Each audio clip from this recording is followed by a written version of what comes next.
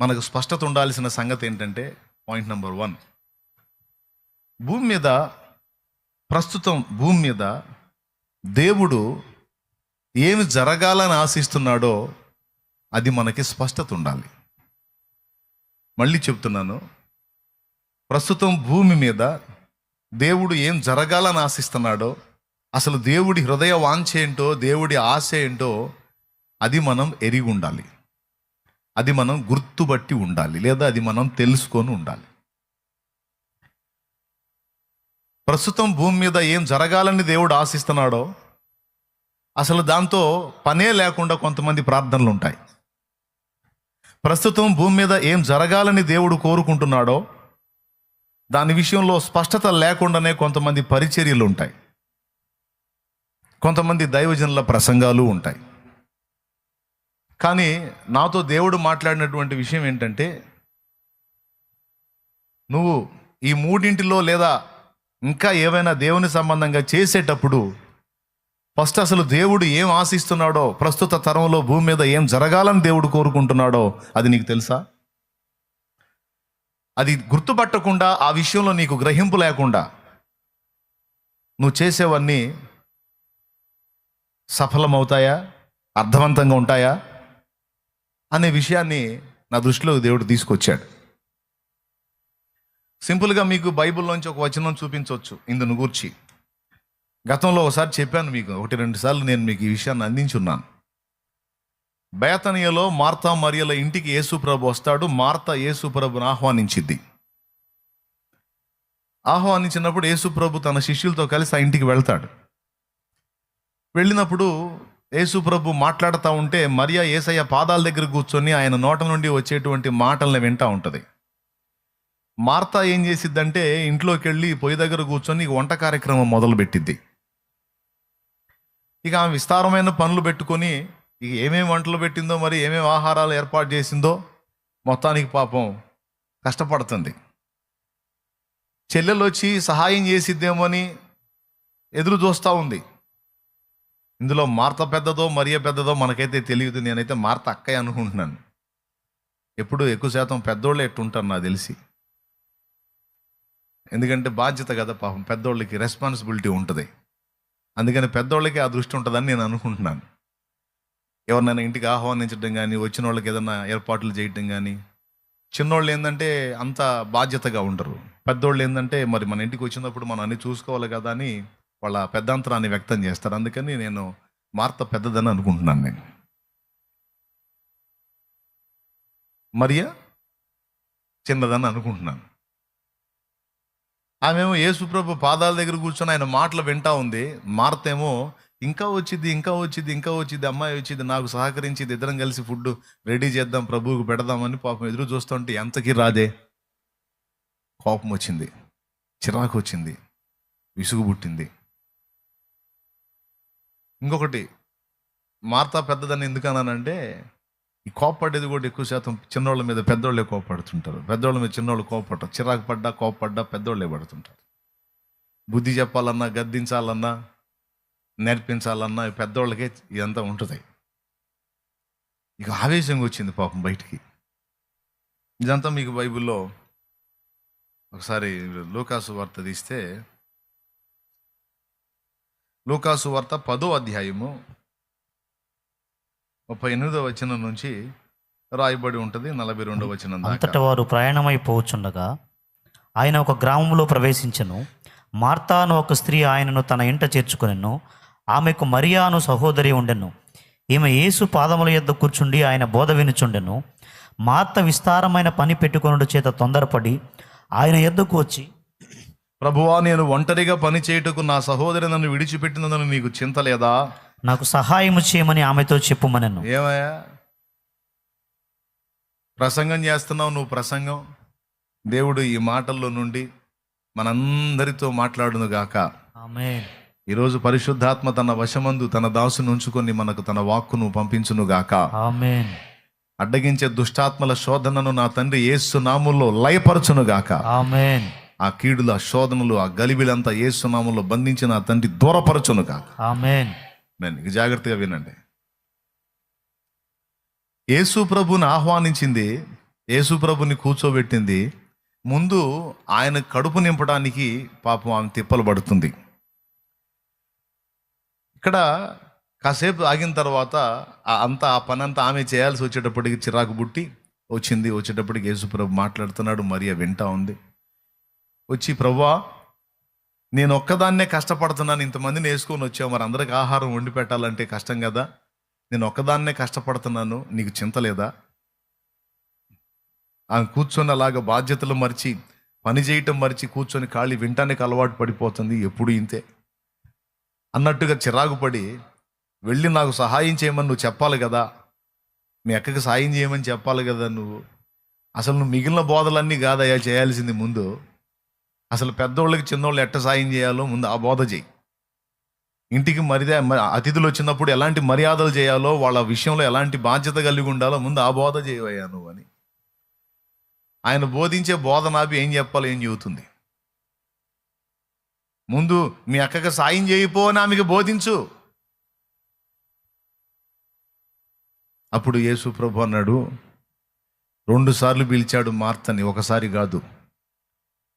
ఒకసారి మార్తా అనలా, గట్టిగా గద్దించినట్టు అని ఉంటాడు నాకు తెలిసి. మార్తా, మార్తా, నీవనేకమైన పనులను గూర్చి విచారము కలిగి తొందరపడుచున్నావు, కానీ అవసరమైనది ఒక్కటే. నువ్వు అనేకమైన పనులను కలిగి వాటి విషయమై తొందర కలిగి ఉన్నావు. అనేకమైన పనులు అన్నాడు అక్కడ. వాస్తవంగా ఆమె పెట్టుకుంది వంట పనే. కానీ ఆయన ఏమో మాట్లాడుతున్నాడో తెలుసా, నువ్వు అనేకమైన పనులను గూర్చి తొందరపడుతున్నావు అన్నాడు. అంటే మార్తా సైకాలజీ ఏంటో చెప్తున్నాడు. ఆ పనని, ఈ పనని, అది రెడీ చేయాలి, ఇది సిద్ధపరచాలి, ఆ బాధ్యత అని, ఈ ఇల్లని, ఆ వాకిలని. ఈ మార్తా తల నిండా అనేక రకాల పనులను గూర్చిన తపనే. అందులో భక్తి కూడా ఒక పని. అన్నిట్లో భక్తి ఒకటి, అన్నిట్లో మళ్ళీ ఆతిథ్యం ఒకటి. అర్థమైందా? కానీ కొంతమందికి అన్నిటికంటే భక్తి ముఖ్యమైంది. స్త్రీలలోనే 2 రకాల వాళ్ళు ఉంటారండి. ఆదివారం వచ్చిందనుకో, ఆదివారం శుక్రవారం వచ్చిందనుకో, ఎక్కువ శాతం ఆదివారం రోజు ఎప్పుడెప్పుడు సామాన్లన్నీ ఆదివారం రోజు బయటేస్తారు. ఎప్పుడెప్పుడు దాచిపెట్టిన ఇడిచిన వస్త్రాలన్నీ ఆ రోజు కొప్పేస్తారు బయట.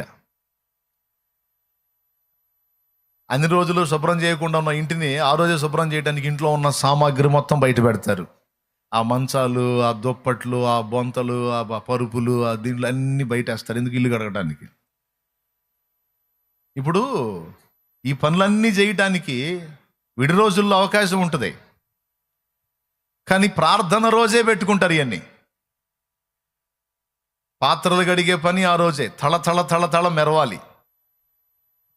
ఇల్లు శుభ్రపరిచే పని ఆ రోజే. బట్టలు ఇంకా ఎక్కడెక్కడ మురగబెట్టిన బట్టలన్నీ ఉతికేది ఆ రోజే. ఇవన్నీ పనులు చేసుకుంటా మళ్ళీ దేవుడి పని ఉండలా. ఆదివారం చర్చికి పోకపోతే మళ్ళీ ఆశీర్వాదాలు రావు కదా, మళ్ళీ ఏసై ఫీల్ అవుతాడు. అందుకని ఈ పనులన్నింటిలో అదొక పని. శనివారం రోజే వేసుకుంటారు మొత్తం లిస్ట్ అంతా. ఏమేం చేయాలి, ఏమేం చక్కబట్టాలి. ఇత్తడి బిందెలు కత్త మురికి పట్టినాయా, రాగి బిందెలు మురికి పట్టినాయా, స్టీల్ బిందెల మీద మచ్చలు పడ్డాయా, గిన్నెలు దుమ్ము కొట్టుకున్నాయా, మొత్తాన్ని చింతపండు వేస్తూ అవ్వాలి, నిమ్మ పులుసు వేస్తూ అవ్వాలి. అబద్ధాలు ఆడకుండా చెప్పండి, విడి రోజుల్లో పెట్టుకునే వాళ్ళ, ఆదివారం పెట్టుకునే వాళ్ళు ఎక్కువ. ఎందుకనో ఆదివారం అనగానే అదొక ఆకర్షణ, సామాన్ల మీదకే పోయింది మైండ్. స్తోత్రం. నాకు తెలిసి చాలా వరకు మా ఇంట్లో అయ్యే జరిగాయి గతంలో. అందుకని మరి మా ఇల్లు చూసి మరి నేను క్రైస్తవుడిని, నేను దేవుని బిడ్డనే కాబట్టి మా ఇంట్లో ఏం తంతు జరుగుతుందో చూసుకొని నేను మీకు చెబుతున్నాను. అనేకమైన పనులలో భక్తి కార్యక్రమం ఒక పని. కానీ ఇక్కడ యేసు ప్రభు చెప్తున్నది ఏంటంటే, అన్ని పనుల తర్వాత ముందు భక్తి మెయిన్ అన్నదాన్ని మరియ చేసిందని చెబుతున్నాడు యేసు. ఈ పనుల తర్వాత ముందు దేవుని పని. కాబట్టి ఏం చేయాలో విడి రోజుల్లో ఈ పనులన్నీ నువ్వు ముందేసుకో, ఇబ్బంది లేదు. ఆ సోమవారమో, ఆ మంగళవారమో ఆ సామాగ్రి బయటేస్తావో, నువ్వు ఏం ఉతుకుతావో, ఎవరిని ఉతుకుతావో, ఆ ఉతుకుడు సెక్షన్ అంతా విడి రోజుల్లో పెట్టుకో. కానీ సండే రోజు దేవుడి సమయం. కానీ చాలామంది మనసు ఎలా ఉంటుందంటే ఆ రోజు పనులన్నీ కొప్పేసుకుంటారు. ఒక పని కాదు, రకరకాల పనులు తల నిండా నింపుకుంటారు. బాగా వినండి, చెప్తాను. అయితే యేసు ప్రభు స్ట్రైట్గా 2 సార్లు గద్దించి మార్తతో మాట్లాడాడు. నీవు విస్తారమైన పనులను కల్పించుకొని వాటి విషయంలో తొందరపడుచున్నావు, కానీ అవసరమైనది ఒక్కటే అన్నాడు. పుట్టినోట్లో అవసరమైనవి కొన్ని అని ఉంటుంది. తర్వాత అన్నాడు, మరియ శ్రేష్టమైన దాన్ని ఎంచుకుంది అన్నాడు. శ్రేష్టమైనదేంటి? ఇది ఇప్పుడు మన పాయింట్. శ్రేష్టమైనది ఏంటంటే దేవుని చిత్తమును మనము తెలుసుకొని దాని విషయంలో ఒక స్పష్టత కలిగి మనం పని చేయుట, పరిచర్య చేయుట అనేది శ్రేష్టమైనది. ఇది యేసు ప్రభు గుర్తించి మరియను ప్రశంసించి మార్తతో గద్దించి మాట్లాడిన సంగతి. ఏది శ్రేష్టం? ఇదే మాట పాత నిబంధనలో సౌలు అనే రాజుతో ప్రవక్త అయిన సమూయేలు చెప్తాడు. బలులు అర్పించుట కంటే సమీపించి మాట వినుట శ్రేష్టము అని. ఒకసారి చూస్తారా మీరు ఆ మాట? లేఖనంలో ఉంది. సమూయేలు గ్రంథము మొదటి గ్రంథము, సమూయేలు రాసినట్టు సమూయేలు గ్రంథము మొదటి గ్రంథము 15వ అధ్యాయం 22వ వచనం. చదువు నాన్న. అందుకు సమూయేలు తాను సెలవిచ్చిన ఆజ్ఞను ఒకడు గైకొనుట వలన యెహోవా సంతోషించినట్లు ఒకడు దహన బలులను అర్పించటం వలన ఆయన సంతోషించు. దేవుడు ఎలా సంతోషిస్తాడంటే తాను సెలవిచ్చినటువంటి మాటలను ఒకడు గైకొనుట వలన దేవుడు సంతోషిస్తాడట. దేవుణ్ణి ఎలా సంతోష పెట్టగలమంటే ఆయన ఆజ్ఞలను గైకొనుట ద్వారా, ఆయన చెప్పిన మాటను విని దాని చొప్పున నడవటం మొదలుపెట్టుట ద్వారా మనల్ని బట్టి దేవుడు సంతోషిస్తాడు. ఇంకా దేన్ని బట్టి సంతోషపడతాడు? ఆలోచించుము. గమనించు, ఒక నిమిషం. ఇందులో ఒక అంశం ఉంటుంది, ఎవరైనా రాసుకోవచ్చు. ఇది ఎక్కడన్నా మీరు మాట్లాడడానికి కూడా ఉపయోగపడిద్ది. దేవుడు ఇంకా దేన్ని బట్టి సంతోషపడతాడంటే మొట్టమొదటిది ఆయన ఆజ్ఞలను విని గైకొనుట ద్వారా దేవుడు సంతోషపడతాడని ఇక్కడ ప్రవక్త అయిన సమూయేలు చెప్పాడు. అలాగే కీర్తనల గ్రంథంలో కృపను వేడువారి యందు దేవుడు ఆనందించును అన్నాడు. అర్థమైందా? తన నీతిని ప్రదర్శించేవాడి యందు దేవుడు ఆనందించడు, కానీ దేవుని కృపయే గొప్పది. నేను నీతిగా బతికినప్పటికీ మా నీతి క్రియలన్నీ మురికి బట్టలు తండ్రి, నీ కృపయే మాకు ఆదరణ, ఆనందం, ఆశ్రయం ప్రభువా అని కృపను వేడుకునే వారి యందు ఆయన ఆనందిస్తాడని కీర్తనల గ్రంథము 147వ కీర్తన 11వ వచనం. గుర్రముల నరులందలి బలమునానందించడు, కృపను వేడు వారిలో సంతసించువాడని. దేవునికి మహిమ. దేవుడు దేన్ని బట్టి సంతోషపడతాడు? కృపను వేడు వారి యందు, కృప కొరకు కనిపెట్టుకుని వారి యందు ఆయన ఆనందించువాడై ఉంటాడు. ఏమంటే ఎవరిష్టులు దేవునికి? ఆయనను సమీపించి ఆయన మాట వినేవాళ్ళంటే ఆయనకి ఇష్టం. వాళ్ళని బట్టి సంతోషపడతాడు. రెండవది, ఆయన కృపను నిరంతరం వేడుకునే వాళ్ళంటే ఆయనకి ఇష్టం. వారి యందు సంతోషపడతాడు. మూడవది, విశ్వాసము లేకుండా దేవునికి ఇష్టడై ఉండుట అసాధ్యం. హెబ్రీ పత్రిక 11:6. ఎవరి హృదయం నిండా దేవుని యందలి విశ్వాసము కనపరుస్తారో, కలిగి ఉంటారో వారు ఆయనకి ఇష్టలు. వారి యందు ఆయన సంతోషిస్తాడు. దేవునికి స్తోత్రం. దేవుడు ఎవరి యందు సంతోషిస్తాడు? 3 సంగతులు చెప్పాను. మొట్టమొదటిది, సమీపించి ఆయన ఆజ్ఞలను విని గైకొనే వాళ్ళ విషయంలో ఆయన సంతోషపడతాడు. కృపను వేడుకునే వారి యందు సంతోషపడతాడు. మూడవది, విశ్వాసము గల హృదయాలను బట్టి దేవుడు సంతోషపడతాడు. కాబట్టి ఇది మీరు గుర్తుపెట్టుకోండి, ఇది ఒక పక్కన పెట్టండి. ఇప్పుడు పాయింట్కి వస్తాను. ఏది శ్రేష్టం? బలు అర్పించుట శ్రేష్టమా, సమీపించి మాట వినుట శ్రేష్టమా? ఈ మాట ఎవరు చెప్పారు? సమూయేలు ప్రవక్త సౌలుతో చెప్పాడు. ఎవరు పిచ్చోడా, నువ్వు బలు అర్పించడానికి నేను ఇది తెచ్చాను, శపితమైన వాటిలో కొన్ని తెచ్చాను అని చెప్పి నువ్వు అంతా ఈ మాటలు మాట్లాడుతున్నావు. బలు అర్పించుట కంటే సమీపించి మాట వినుట శ్రేష్టము. పొట్టేళ్ల క్రోవు అర్పించుట కంటే మాట వినుట శ్రేష్టము. మరియ శ్రేష్టమైన దాన్ని ఎంచుకుంది అన్నాడు. ఏమిటి మరియ శ్రేష్టమైనది ఎంచుకుంది అంటే సమీపించి మాట వినటం. ఇప్పుడు నా పాయింట్కి వస్తాను, జాగ్రత్తగా తీసుకోవాలి ఈ మాటని. సమీపించి మాట వినుట శ్రేష్టం. మార్త ఏమో పిలిచింది, వంటగదిలో దూరింది. అది అవసరమే, పాపం వచ్చిన వాళ్ళకి ఆతిథ్యం చేయాలి, అది కూడా బైబిల్లోనే రాసుంది. సహోదర ప్రేమ నిలవరముగా ఉండనీయుడి, ఆతిథ్యము చేయ మరువకుడి అనే మాట బైబిల్లో ఉంది. అది హెబ్రీ పత్రిక 13వ అధ్యాయంలో 1వ వచనంలోనే ఉంది. సహోదర ప్రేమ నిలవరముగా ఉండనీయుడి, ఆతిథ్యము చేయ మరువకుడి. సో ఆతిథ్యం చేయాలి, అది కూడా అవసరమే. అయితే ఏది ప్రాముఖ్యము, ఏది ముందు, ఏది వెనక?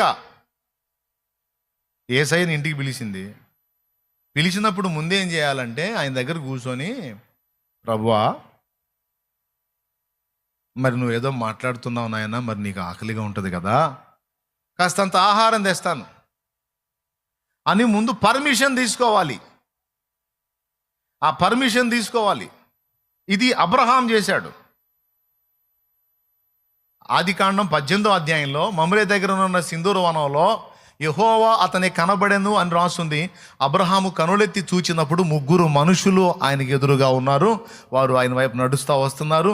ఈయన పరిగెత్తిపోయి వారి ఎదుట సాగిలపడి, ప్రభువా నీ దాసుని దాటిపోవద్దు అని అక్కడి నుంచి ఆయన మాట్లాడుతున్నాడు ప్రభుతో. నీ దాసుని దాటిపోవద్దు, నేను కొంచెం నీళ్లు తెప్పించదను, నీ కాళ్ళు కడుక్కోండి, మరి దాహార్తి తీర్చుకోండి, ఈ చెట్టు కింద అలసట తీర్చుకోండి, కొంచెం ఆహారము తెస్తాను, మీ ప్రాణములను బలపరుచుకొనుడి, తర్వాత మీరు వెళ్ళవచ్చును. ఇందు నిమిత్తము కదా మీ దాసుని యొద్దకు వచ్చి తిరనను.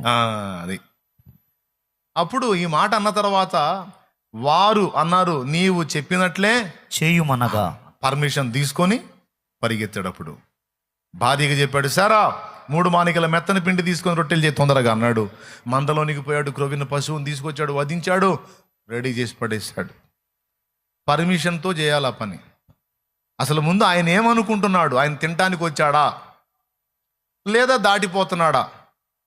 అసలు ఆయనకి ఏం కావాలి? ఆయన ఏం కోరుతున్నాడు, ఏం అడుగుతున్నాడు, ఏం ఆశిస్తున్నాడు అనేది తెలుసుకోవాలా లేదా? ఇది ప్రార్థన చేసేవాడికైనా, ప్రసంగం చేసేవాడికైనా, పరిచర్య చేసేవాడికైనా, దేవుని కోసం బ్రతక కోరిన ఎవరికైనా ఈ విషయంలో క్లారిటీ ఉండాలి. క్లారిటీ రావాలంటే ఏం చేయాలి? దేవుణ్ణి అడగాలి, దేవుని వాక్యాన్ని అడగాలి. అర్థమైందా? అబ్రహాము తెలివిగా ఏం చేశాడు? దేవుని ఎదురుపడ్డప్పుడు దేవుని ఆశ్రయించి పర్మిషన్ తీసుకున్నాడు. నీళ్లు తెప్పిస్తాను, కాళ్ళు కడుక్కోండి, చెట్టు కింద అలసట తీర్చుకోండి, చల్లగా ఉంది, సింధూర వృక్షం, ప్రశాంతంగా ఉంటుంది నాయన. ఎండాకాలం ఎండవేళ వచ్చారు, దాని కింద ఉండండి. మా గుడారంలో కూడా హీటే, గుడారంలో కూడా వేడే, ఇక్కడైతే చల్లగాలి, చల్లగా ఉంటుంది. నీళ్లు తెస్తాను, కాళ్ళు కడుక్కోండి, అంత ఆహారం సిద్ధపరుస్తాను, అంత తిని మీ ప్రాణాలను బలపరుచుకొని తర్వాత మీ త్రోవను మీరు వెళ్ళండి. ఆ తర్వాత నన్ను దీవించండి అని కూడా అనలా, నన్ను బ్లెస్ చేయండి, నన్ను ఆశీర్వదించండి అని కూడా అడగల. నేను ఆహారం తెస్తాను, నీళ్లు తెస్తాను, ఆ నీళ్ళతో కాళ్ళు కడుక్కోండి, అలాగే దాహార్తి తీర్చుకోండి, అలాగే ఆహారం తీసుకోండి, తర్వాత వెళ్ళండి ప్రభువా, నేనిచ్చే ఆతిథ్యం తీసుకోండి నాయన. ఓకేనా ప్రభా? ఓకేనా? సరేనా? చైనా? ఇప్పుడు నేను మీ ఇంటికి వచ్చాను, నన్ను ఇక్కడ చూసి వెంటనే అబ్బాయి థమ్సప్దే అంటారు. ఆతిథ్యం ఏదో ఒకటి ముందు అంటే, ఇప్పుడు నేను మజ్జిగ తాగుతానా, మంచినీళ్ళు తాగుతానా, లేకపోతే థమ్సప్ తాగుతానా, లేకపోతే శనగ నూనె తాగుతానా? కొంతమంది వెంటనే చికెన్ కొట్టించి అంటే అందులో కిలో నూనె పోసి మొత్తం చేసి ప్రేమతో నూనె సగం, కూర సగం వడ్డిస్తాం. ఇప్పుడు పాయింట్ ఏంటి? ఫస్ట్ అడగాల్సింది ఏంది? శాలేమన్న వచ్చాడు కూర్చున్నాడు. రైట్, కూర్చున్న తర్వాత, అన్నా ఎండను పడి వచ్చావు, కాసిన నీ కూల్ డ్రింక్ తెప్పించనా, లేకపోతే కాసిన మంచినీళ్ళు తాగుతావా, మజ్జిగ తాగుతావా, లేకపోతే ఇక్కడ అందుబాటులో జ్యూస్ పాయింట్ ఉంది, మా వాడిని పంపిస్తాను, అంత జ్యూస్ తీసుకొస్తాడు, లేకపోతే ఇక్కడ మాకు ఇటుపక్క చెరుకు మిషన్ ఉంది, అంత చెరుకు రసం తెప్పిస్తాను, తాగుతావా అన్న? ఏం చేస్తావు? లేకపోతే ఏమన్నా తింటావా? ముందు నా దగ్గర పర్మిషన్ తీసుకోవాలి. అసలు నేనేం ఆశిస్తున్నానో తెలుసుకోవాలి. ఇప్పుడు నాతో నిమిత్తం లేకుండా తెప్పించావు అనుకో, నీ ప్రయాస వ్యర్థమైద్ది. నువ్వు ఖర్చు పెట్టింది వ్యర్థమైద్ది. ఎందుకంటే నా నోటికి రాదు కాదు. అలాగూ దేవుడు అసలు భూమి మీద ఏం చేయగోరుతున్నాడో అనే విషయంలో స్పష్టత తెలుసుకోకుండా మరి దైవ చిత్తానుసారమైన ప్రార్థన మనకు ఎలా వచ్చింది? ఏది మనం ప్రార్థించడం దేవుని చిత్తమో, ప్రార్థనలో ఏ అంశాలు ఉండడం దేవుని చిత్తమో మనం తెలుసుకోవాలి కదా. ఆ విషయంలో మన క్లారిటీ లేకపోతే మోకాళ్ళు వేసిన కాడ నుంచి నా అప్పులో నా నెప్పులు